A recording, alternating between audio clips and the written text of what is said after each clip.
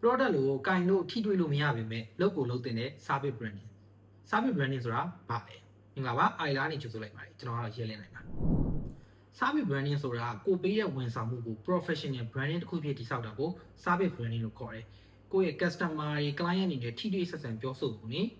customer experience တွေ deliver experience တွေ workflow တွေဒီအားလုံးကို brand feeling တစ်ခုလေးနဲ့ချိတ်ဆက်ထားတာကို service branding လုပ်တယ်လို့ခေါ်ပါတယ် service ကောင်းရင်လည်းမလုံလောက်ပါဘူး experience တွေကောင်းမှ client တွေကကိုယ်စီပြန်လာမှာဖြစ်ပါတယ် experience တွေမကောင်းဆိုရင် client တွေကတစ်ခေါက်လုပ်ပြီးသွားတာနဲ့ကိုယ်နဲ့နောက်ထပ် project တွေထပ်လုပ်ဖို့အတွက်မတိကျမရရပဲဖြစ်သွားနိုင်ပါတယ် customer service က customer experience ကကိုယ့်ဘက်ကတေချာလေးလုပ်ပေးနိုင်နေဆိုရင် client အနေနဲ့နောက်တစ်ချိန်ပြန်လာဖို့အတွက် long term relationship တည်ဆောက်ပြီးသားဖြစ်သွားပါပြီနောက်ဆုံးအနေနဲ့ပြောချင်တာကတော့ service branding ဆိုတာ customer တွေ client တွေအတွက်အလုပ်လုပ်ပေးတာမဟုတ်ပါဘူး long term business partner အနေနဲ့ကိုယ့်ကိုယူဆအောင်လုပ်တာဖြစ်ပါတယ် branding နဲ့ပတ်သက်တဲ့ knowledge တွေကိုသိချင်တယ်ဆိုရင် comment မှန်းခဲ့လို့ရပါတယ်